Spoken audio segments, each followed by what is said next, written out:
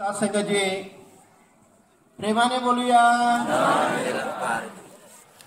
सासंगजी बऱ्याच वेळापासून आपण सर्वांनी संयम ठेवलेला आहे। थोडा वेळ संयम ठेवा, हे गावकरी बंधू भगिनी चरणाशी विनंती आहे। आणि सासंगजी आतापर्यंत आपण जे ह्या मंचावरून गीताद्वारे अथवा विचाराद्वारे जो शुभ संदेश ऐकलेला आहे तो हाच आहे की या धर्तीवरती देव पुन्हा अवतरित झालेला आहे आणि तो सद्गुरू बाबा हरदेव सिंग महाराज निरंकारी बाबा यांच्या नावारूपाने अवतरित झालेला आहे। आणि या गावामध्ये तसंच सत्संग काही नवीन नाही आहे, परंतु मी एक गोष्ट तुम्हाला सहज सांगतोय की काही सज्जनांच्या मनामध्ये असा एक विचार येतोय की ही निरंकारी सत्संग, निरंकारी सद्गुरू बाबा, देव निरंकारी ह्या लोकांनी आणला कुठून, हा एक मोठा प्रश्न पडला असेल मनात। पण मित्रांनो, माझ्या गावकरी बंधू भगिनीनं, देव काही निरंकार हा काही नवीन आणलेला नाही आहे। देवाचं नावच निरंकार आहे, देवच निरंकारी आहे, देव निराकार आहे।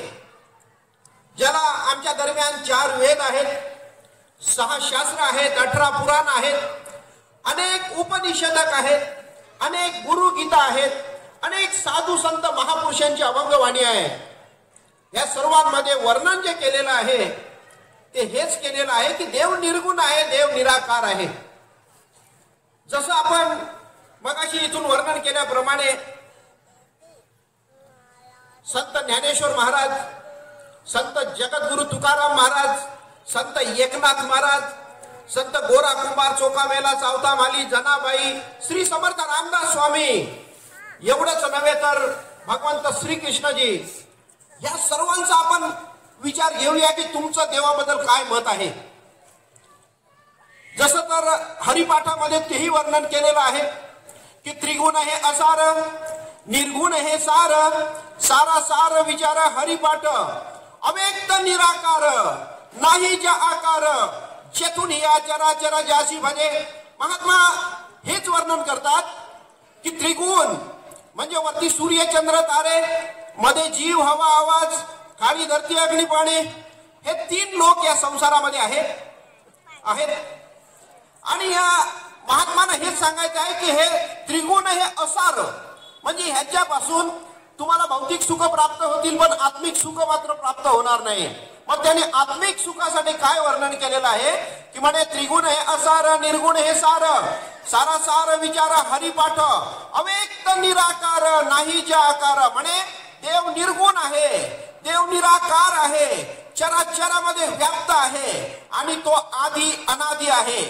जसा दासबोध ग्रंथ घ्या, आज समर्थांवरती सुद्धा काही असे पंथ पण निघालेले आहेत, त्यांनी सुद्धा याच्यावर विचार करावा। घ्या दासबोध ग्रंथ, सुरुवात करा त्याला पहिलाच की गणाधीश ईश सर्व गुणांचा, मुलारंभ आरंभ तो निर्गुणाचा की गणाधीश। म्हणजे या संसारामध्ये एखाद्या माणसाकडे 1 लाख रुपये झाले की त्याला लोक म्हणतात लखपती, एखाद्या माणसाजवळ 1 करोड रुपये आले असतील की त्याला म्हणतात करोडपती। पण देव, ज्याला आम्ही देव म्हणतो, त्याच्याबद्दल वर्णन केलेलं आहे की गणाधीश, म्हणजे या संसारामध्ये जेवढे जीव जंतू आहेत, पशुपासून पक्षापर्यंत, मुंगीपासून हत्तीपर्यंत, एवढंच नव्हे तर वरती सूर्य चंद्र तारे, मध्ये जीव हवा आवाज, खाली धरती अग्नी पाणी, या सर्वांचा मालक गणाधीश, म्हणजे या सर्वांचा मालक, आणि तो निर्गुण आहे, निराकार आहे, असं दासबोध ग्रंथामध्ये समर्थ रामदास स्वामीजी सुद्धा वर्णन करतात। पुढे जगद्गुरु तुकाराम महाराज म्हणतात देव कोणी पाहिला, तर जगद्गुरु तुकाराम महाराजांनी पाहिला, एकनाथ महाराजांनी देव पाहिला, साधू ज्यांना आम्ही संत म्हणतो या सर्वांनी देव पाहिला। यांनी कसा देव पाहिला, तर ह्या सर्वांनी, या साधू संत मंडळींनी पहिला सद्गुरू केला, सद्गुरूंनी यांच्यावरती देव दाखवला यांना। जगद्गुरु तुकाराम महाराजांना विचारूया, तुम्हाला बाबा चैतन्याने कुठला देव दाखवला? बाबा चैतन्याने, जगद्गुरु तुकाराम महाराज म्हणतात की सद्गुरूने माझ्यावर उपकार केले, हरुष भरले हृदय माझे, 15 दिवसा माझी झाला साक्षात्कार, विठ्ठल पाहिला मी निराकार। अहो जगद्गुरु तुकाराम महाराज म्हणतात की माझ्या गुरुदेवाने मला निराकार रूपामध्ये देव दाखवलेला आहे, ह्याचा निराकार रूपामध्ये विठ्ठल दाखवलेला आहे, याचा अर्थ देव निर्गुण आहे, निराकार आहे. पुढे तेही वर्णन केलेलं आहे. देव किती आहेत? आज प्रत्येकाचे देव वेगळे वेगळे. लोकांनी आज देवाचा सुद्धा बाजार मांडून ठेवलेला आहे. अरे ह्याला सर्वाला कारण आहे की माणसाचे एक अज्ञान, आणि अज्ञान हे आहे की माणसाने कधी, आज आम्ही भोले बाबळे खेडे गावामध्ये राहणारे लोक किंवा काम धंदा करणारे, कोण ते पुस्तक वाचायला वेळ कोणाला आहे? कोण शास्त्राचं पठण करणार आहे? आणि करत असतील तरी पण ज्याला साधू संत महात्माने वर्णन केल्याप्रमाणे की आज या संसारामध्ये देव कसा दिसतो माणसाला, देव कसा पाहिलेला आहे, तर प्रत्येकाने गुरु केल्याशिवाय कोणाला देव दिसलेला नाही आहे. भले भक्त भगवंत श्रीकृष्णजी असू दे, प्रभू रामचंद्रजी देवादी देव, देवाचे अवतार जरी असले तरी प्रभू रामचंद्रजीने वशिष्ठ मुनी गुरु केला. भगवंत श्रीकृष्णजीने चांदीपणी नावाचा गुरु केला. मीराबाईला आम्ही संत मानतोय, या मीराबाईला रोहिदासजीने देव दाखवला. संत महात्मा कबीरजीला रामानंद नावाचा गुरु केला, आणि रामानंद गुरुदेवाने कबीरजींना देव दाखवला. मित्रांनो, ज्याला आम्ही देव म्हणतोय ते आम्हाला डोळ्याने दिसते, ते देव नव्हे. जशा प्रकारे शास्त्र पण तेच सांगतोय की जे दृष्टीस दिसे ते कालांतरी नासे, जे न दिसे ते पारब्रह्म.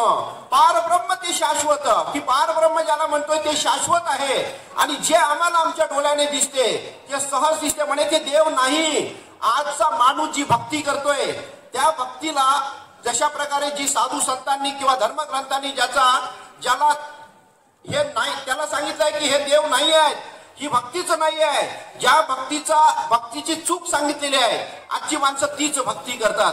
आज आम्ही जगद्गुरु तुकाराम महाराजांना मानतोय, ज्ञानेश्वर महाराजांना लोक मानतात, भगवंत श्रीकृष्णजींना मानतात, सर्व देवतांना मानतात जेवढे या धर्तीवरती अवतारित झाले. पण त्यांचं मानणं हे फार महत्वाचं आहे. जशा प्रकारे जर एक साधासा विचार करायचा झाला तर अजूनही आमच्या दरम्यान देव किती आहेत हा एक भला मोठा प्रश्न आहे.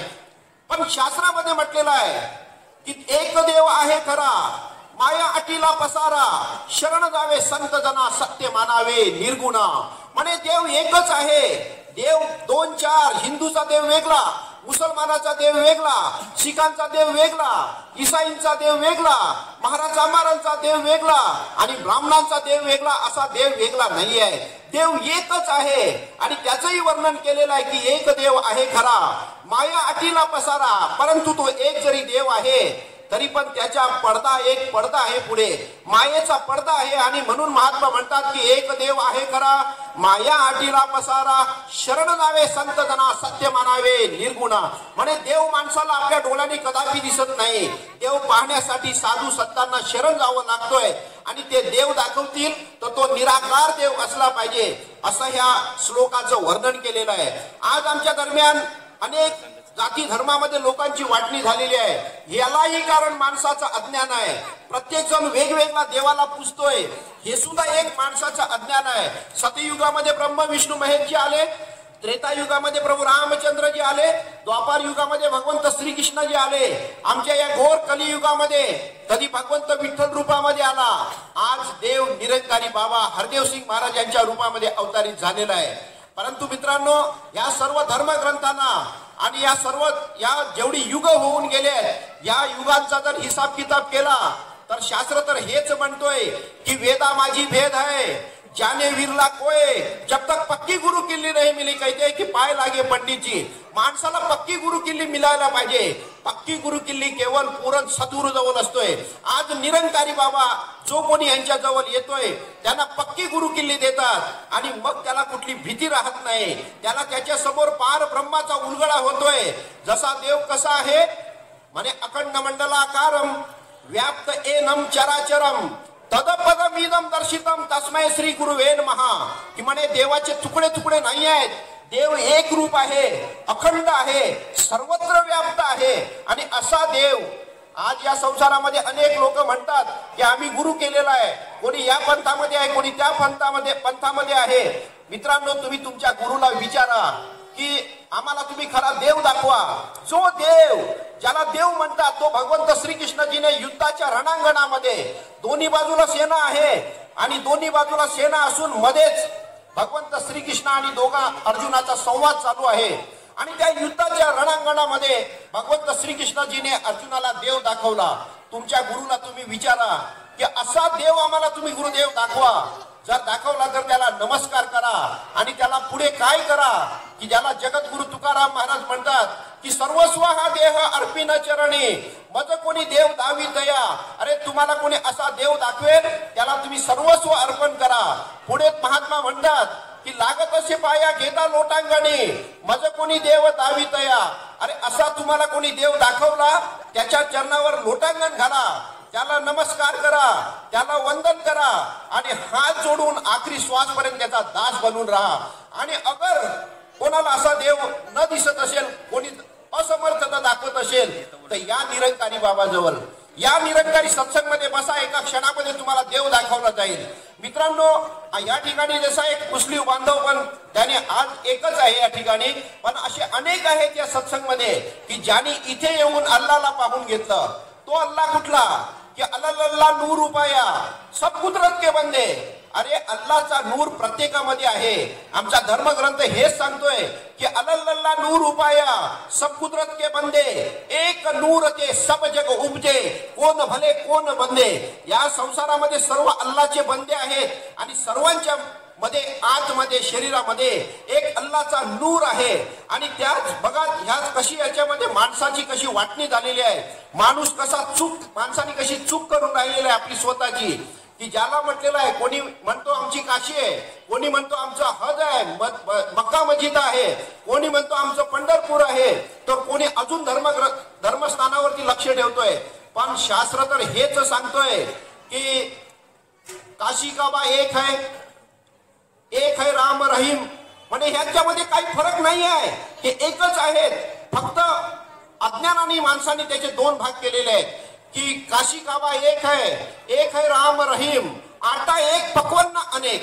जशा प्रकारे गव्हाचा आटा एकच आहे पण त्याचे पक्वान्न वेगळे वेगळे बनवलेले आहेत. त्याच्यात शंकरपाल्या बनवलेल्या आहेत, त्याच्यात चपात्या बनवलेल्या आहेत, त्याच्या करंज्या बनवल्या, त्यांचे लाडू बनवले, असे अनेक प्रकारचे पक्वान्न बनवलेले आहेत. पण आटा मात्र एकच आहे. तसा देव एकच आहे. देव 2, 3, 4 नाही आहे. निरंकारी बाबा जवळ या. मी तुम्हाला सांगतो, सहज सांगतो इथून या मंचावरून की निरंकारी बाबा जर हिंदू येईल त्याला देव दाखवतात, एकच माल एकच. मुस्लिम येईल त्याला अल्लाह दाखवतात, माल तोच आहे, इशारा तोच आहे. कोणी शीख येऊ दे त्याला वाहेगुरु दाखवतात, इशारा तोच आहे, शब्दही तेच आहेत. आणि जर का कोणी ईसाई येतोय त्याला गॉडचं दर्शन घडवतात. म्हणून या निरंकारी सत्संग मध्ये जाती भेद नाही आहे. याचं कारण एकच आहे की आज देवानी घडवणाऱ्यांनी सर्वांची शरीर एक समान बनवलेली आहेत. कुठला भेद केलेला नाही आहे. असा काही भेद नाही आहे की हिंदूला कापलं तर लाल रक्त निघतोय, मुसलमानला कापलं तर हिरवं रक्त निघतोय. असा काही भेद नाही आहे. सर्वांना कोणालाही कापा लाल रक्त निघतोय. हिंदू तोंडाने खातो, मुसलमान कानाने खातो, असा काही भेद नाही आहे.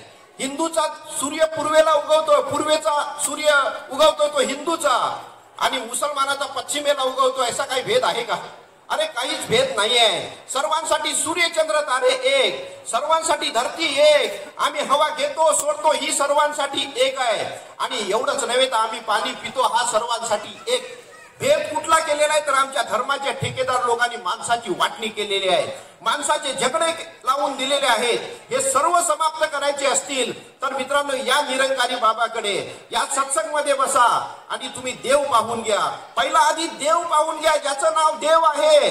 त्याला शास्त्रामध्ये हेच म्हटलेलं आहे की जेने जन्मा घातले अवयेची ब्रह्मांड निर्माण केले त्याशी नाही ओळखीला तो पतित. अहो तुम्हाला जन्माला कोणी घातलेला आहे आणि ज्या देवाने तुम्हाला जन्माला घातलेला आहे त्याला तुम्ही एकदा पाहून घ्या.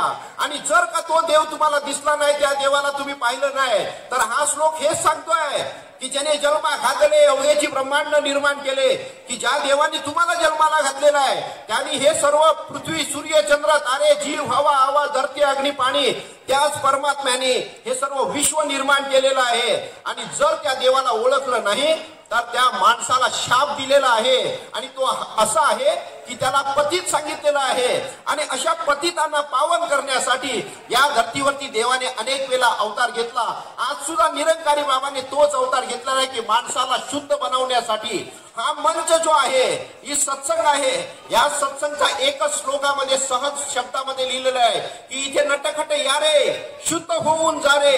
अरे माणूस किती पापी असू दे, किती चोर असू दे, लबाड असू दे किंवा अवगुणाने भरलेला असू दे, पण तो पवित्र पाक होण्याचा एकमात्र एक साधन आहे, ते म्हणजे सद्गुरूचं ज्ञान, देवाची ओळख. जोपर्यंत माणसाच्या जीवनात देव येत नाही तोपर्यंत माणसाचे विचार बदलत नाही, तोपर्यंत माणूस देवालाच घाबरत नाही. आज देव माणूस करतो काय की एका ठिकाणी देवाची पूजा करतोय आणि बाकी ठिकाणी लबाडी सुरू होते.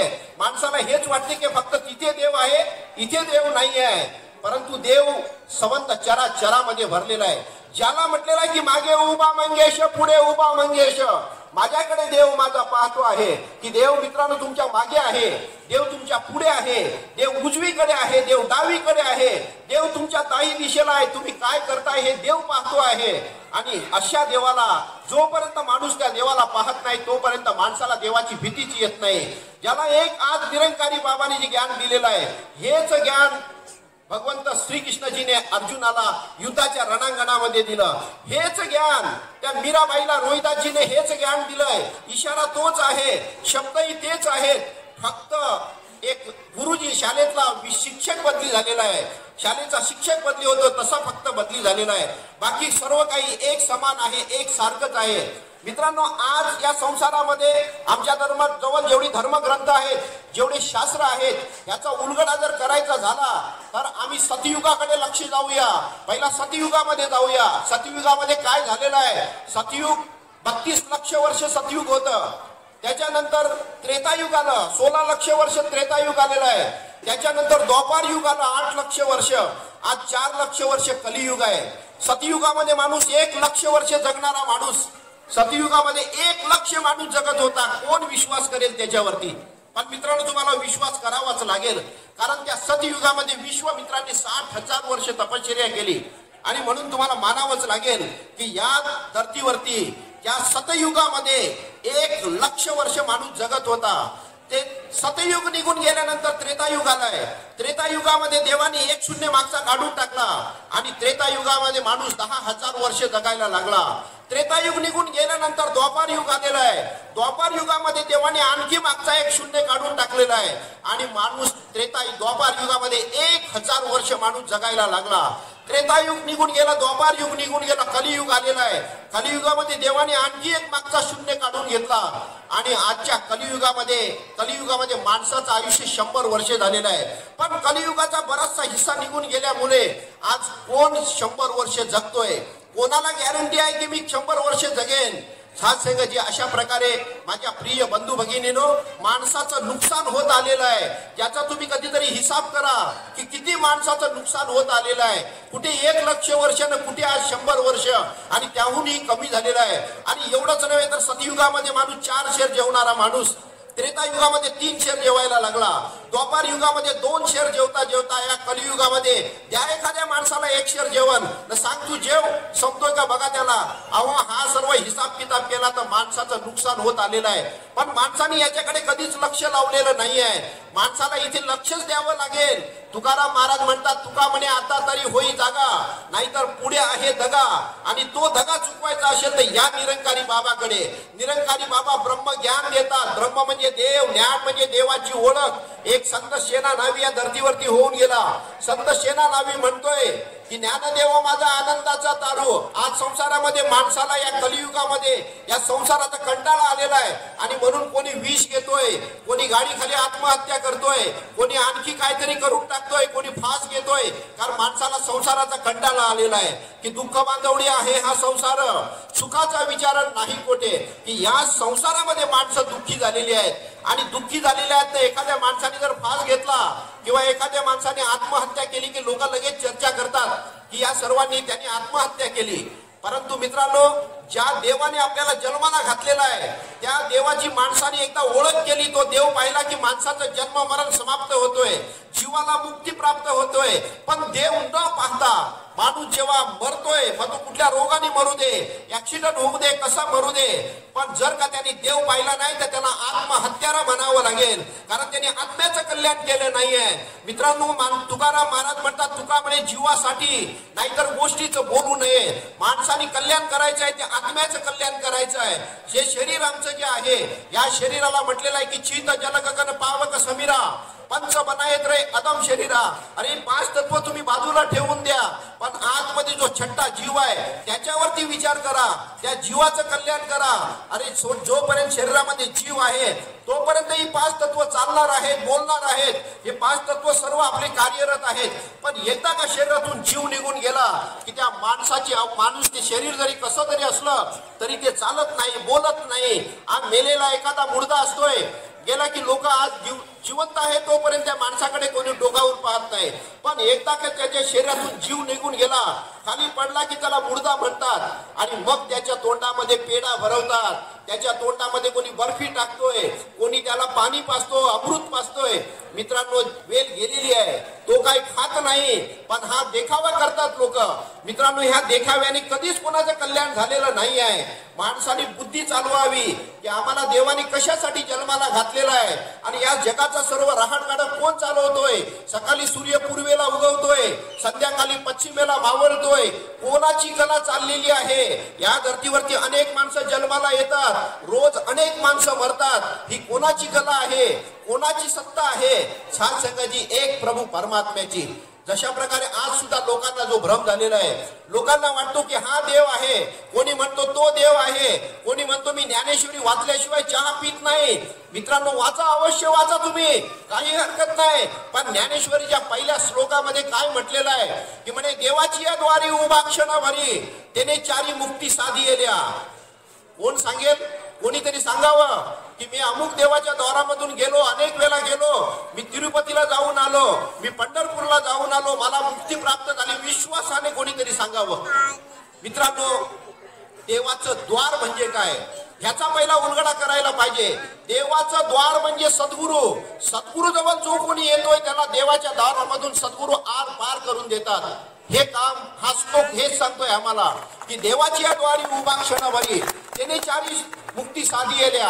विश्वासाने इथे एक जण सांगेल की मला मुक्ती प्राप्त झालेली आहे, माझ्या निरंकारी बाबाने आम्हाला मुक्ती प्राप्त करून दिलेली आहे. सात संघाची हे मुक्तीचे लक्षण आहेत.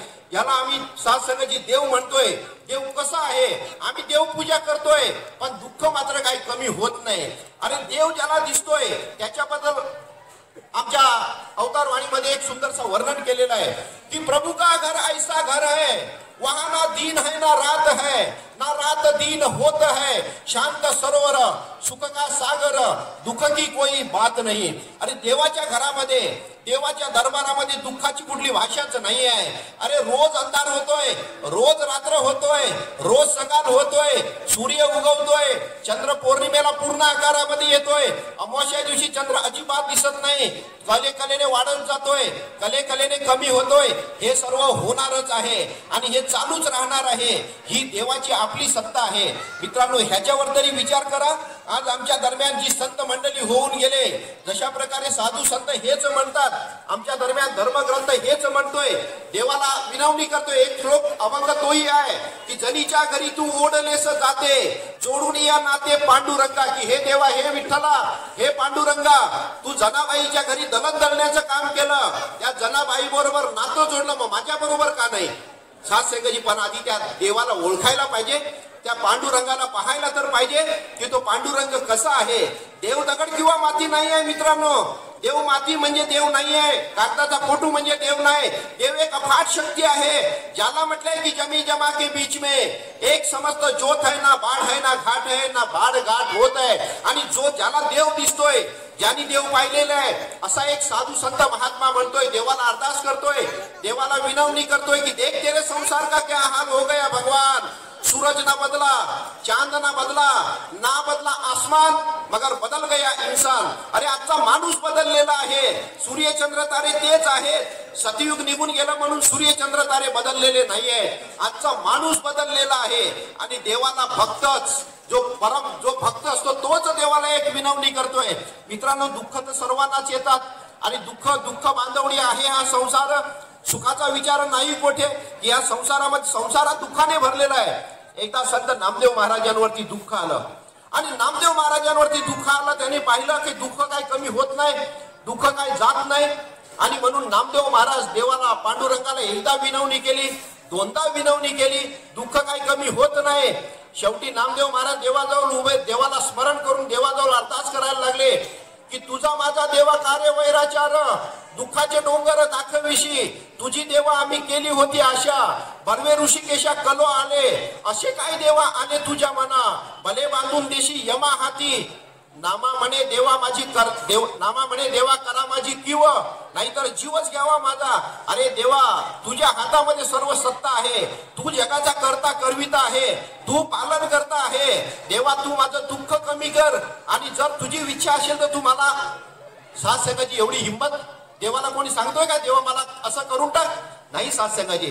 प्रत्येक जण देवाजवळ हेच रडतोय की हे देवा, हे कृपा कर, हे दयाधना, माझ्या मुलाचा पहिला नंबर येऊ दे, माझा मुलगा पास होऊ दे. अरे अभ्यास केलाय का मुलाने? मुलगा शाळेमध्ये गेलाय का? मुलाने अभ्यास केलाय का? गुरुजीचं मानलं आहे का? पुस्तकं वाचली का बराबर?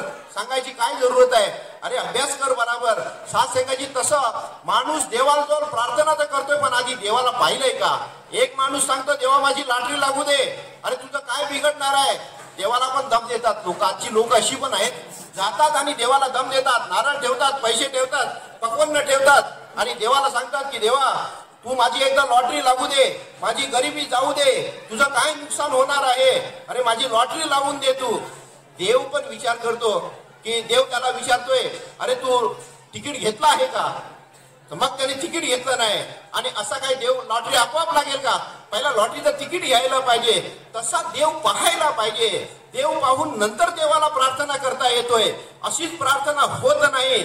सहज लोक बोलून जातात की सदा सर्वदा योग तुझा घडावा, तुझे कारणे देह माझा जिजावा, उपेक्षु नको गुणवंता अनंतार गुणायका मागणे हे आता, ज्या ज्या स्थळी हे मनदाई माझे, त्या त्या स्थळी निज रूप तुझे, मी ठेवितो मस्तक ज्या ठिकाणी, तेथे सद्गुरु तुझे पाय दोन्ही. अरे हे बोलायचे, हा श्लोक बोलायच्या अगोदर तुम्ही गुरु केला आहे का? तुम्ही सद्गुरूला शरण गेलेले आहात का? आणि तो सदा सर्वदा दिसणारा देव पाहिला आहे का? आणि ज्याच्या समोर तुम्ही हात जोडले तो सर्व ठिकाणी सदा सर्वदा दिसेल का? आणि तुम्ही जिथे डोकं ठेवलेलं आहे ते पाय सद्गुरूचे आहेत का? मित्रांनो, हे तपासून पाहिलं पाहिजे. भक्ती तशी होत नाही. भक्ती माणसाने करून कधीच होत नाही. देव भक्ती करायला माणसाला गुरु पाहिजे, भक्ती शिकवायला गुरु पाहिजे. आणि म्हणून या धर्तीवरती देवाने अनेक वेळा अवतार घेतला. देव कधी ब्रह्मा विष्णू महेश रूपामध्ये आला, देव कधी राम रूपामध्ये आला, देव कधी श्रीकृष्ण रूपामध्ये आला. आज देव निरंकारी बाबाच्या रूपामध्ये आलेला आहे. देवाने 18, आज आमच्या दरम्यान 18 पुराण आहेत आणि देवाने 18 वेळा विचित्र रूप धारण केली. आज आम्ही संसारामध्ये लोक म्हणतात की ते निरंकारी बाबा, ते पंजाबी आहेत, त्यांच्या डोक्यावरती पगडी आहे, त्यांची दाढी आहे, त्यांच्या बोली पंजाबी आहे. मित्रांनो, माझ्या प्रिय बंधू भगिनीनो, ज्याला म्हटलेलं आहे कि जात ना पूछिए साधु की, पूछ लीजिए ज्ञान, मोल करो तलवार से पड़ी रहने दो म्यान. अरे तुम्हाला त्या वरच्या म्यान आहे त्या तलवारीशी लढाई करता येतोय. तशा प्रकारे आतमध्ये काय ध्यान साधना आहे हे तुम्ही आधी तपासून पहा. जोपर्यंत तुम्ही तलवार व्यवस्थित काढून त्या म्यानेमधून तलवार काढून त्या तलवारीची किंमत करायची असते, म्यानेची किंमत होत नाही. तशाच प्रकारे हा पेहराव कोणी पाहून कोणी लांब राहू नका. मित्रांनो, या धर्तीवरती देवाने कधी मत्स्य रूप धारण केला, एकच ब्रह्मदेवाचे एकच काम करण्यासाठी, आणि तो लोकांनी मान्य केला. कारण त्यांनी ब्रह्मदेवाचे वेद चोरलेले वेद आणून दिले, म्हणून ते आवडले. आम्हाला मत्स्य रूप देवाने घेतलं ते आवडलं. देवाने वराह रूप धारण केलं तेही लोकांना आवडलं. देवाने कधी कुंभ रूप धारण केलं तेही लोकांना आवडलं. देवाने नरसिंह रूप धारण केलं, जे अर्ध शरीर माणसाचं अर्ध शरीर पशुचं, लोकांनी तेही मानलं. देवाने कधी वामन अवतार घेतला, साधारणचा गरीब ब्राह्मण. अहो मित्रांनो, माझ्या प्रिय बंधू भगिनीनो, आज निरंकारी बाबा, तुम्ही सांगाल त्याप्रमाणे इथून मगाशी चॅलेंज करून सांगितलेलं आहे की जर तुम्हाला खरा देव दाखवला नाही तर महात्मा तर म्हणले तुपेजी की मला या गावात बांधून ठेवा, अवश्य ठेवा, मी सोडवणार आहे. साथ संगती ज्याला म्हटलेलं आहे की ज्याची कोणाची इच्छा असेल, ज्याला कोणाला असं पाहायचं असेल की मला देव पाहायचंय, या माझ्याकडे. निरंकारी बाबांनी माझ्याकडे ज्ञान देऊन ठेवलेलं आहे. जो येईल त्याला तू ज्ञान दे, परंतु मी काही गुरु नाहीये. ज्याला म्हटलेलं आहे की फोडीला भंडार धन्याचा हा माल, मी तो हमाल फार वाही. ज्याला शास्त्रामध्ये म्हटलेलं आहे, ज्याला अभंगवाणीमध्ये म्हटलेलं आहे की ऊस डोंगा परी रस नव्हे ढोंगा, काय उल्हाशी वरली या रंगा. सात संघाची ऊस वाकडा तिकडा जरी असला तरी तो ऊस बांबू कदापि होणार नाही. त्या ऊसामध्ये आतमध्ये साखर भरलेली आहे. आणि म्हणून ती उपमा दिलेली आहे महात्माने की ज्याला म्हटलेलं आहे की ऊस डोंगा परी रस नव्हे ढोंगा, काय बोललाशी वरली या रंगा. नदी ढोंगा परी जल नव्हे ढोंगा, काय बोललाशी वरली या रंगा. कमान डोंगा परी तीर नव्हे ढोंगा, काय बोललाशी वरली या रंगा. तसा चोका ढोंगा परी भाव नव्हे ढोंगा, काय उल्हाशी वरली या रंगा. मित्रांनो, वरच्या भावाला काही पाहूच नका.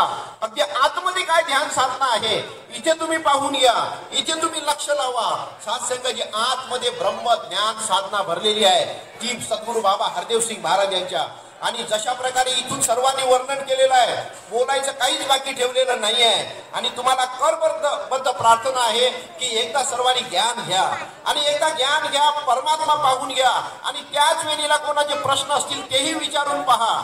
खास जी निरंकारी लोक हे खातात, निरंकारी लोक तसं बोलतात, निरंकारी लोक कोणाची जातपात पाहत नाही, ह्या विचाराकडे तुम्ही जाऊच नका. पहिला देव पाहून घ्या. एकदा माणसाला देव भेटला की सर्व खटपट समाप्त होते. देव पाहण्यासाठी कोणी चकोटी करतोय, कोणी उपवासी राहतोय, कोणी डोंगरावर चढतो उतरतोय, कोणी पायी पायी चालत जातोय, कोणी काय कोणी कर्म करतात, कोणी क्रिया करतो, कोणी योग करतात. हे सर्व देव पाहण्यासाठी करतात. मित्रांनो, देव पाहण्यासाठी हे काही करायची आवश्यकता नाही आहे. देव पाहण्यासाठी एक सद्गुरू करायचा आहे. ज्याला म्हटलेलं आहे की सद्गुरूशी शरण जाय त्याशी ब्रह्मप्राप्ती होय, न लगे अनेक काही उपाय धरी सद्गुरूचे पाय. केवळ देव पाहण्यासाठी सद्गुरूचे पाय धरा, सद्गुरूला शरण जा. आज पूर्ण सद्गुरू बाबा हरदेव सिंग महाराज निरंकारी बाबा या धर्तीवरती अवतारित झालेले आहेत. आणि मी थोडकी नव्हे 40 वर्ष झाली निरंकारी बाबाचे ज्ञान घेतलेलं आहे. 40 वर्षामध्ये जे काय एवढ्या पुढे जायचं तेवढ्या पुढे देऊन बाबाजीने निरंकारी बाबाने ठेवलेलं आहे. जगाच्या अनेक कोणा कोपऱ्यामध्ये जाऊन आलो, अनेक देशांमध्ये विदेशामध्ये अनेक ठिकाणी जाऊन आलो, आणि अनेक ठिकाणी अनुभव घेऊन आलेला आहे. सात्संगाची अशा प्रकारे आज या ठिकाणी वेल आपल्या जागेवरती आलेला आहे. आणि वेळेचं थोडं बंधन असं काहीच नाही आहे, पण इथून जाणाऱ्यांची साधना कमी आहेत. आणि म्हणून तुम्हाला पुन्हा एकदा प्रार्थना करतोय की ज्याला देव पाहायचा असेल त्यांनी या ठिकाणी या. तुम्हाला खरोखर खरा देव दाखवला जाईल. व्यवस्था करतील इथले प्रबंधक महात्मा, आणि ती तुम्ही देव पाहून घ्या. नंतर तुम्हाला जो काही प्रश्न करायचा असेल देवाबद्दल तो अवश्य विचारा. आणि वेळ पुढे नेण्यापेक्षा किंवा अधिक बोलण्यापेक्षा दास या ठिकाणाहून क्षमा मागेल. आणि इथून बोलण्याच्या घाईमध्ये एखादा वेडावाकडे शब्द गेला असेल तर अवश्य क्षमा मागेल. परंतु जर कोणाला लागला असेल तर क्षमा मागणार नाही. त्याने अवश्य यावं, उत्तर दिलं जाईल. प्रेमाने बोला.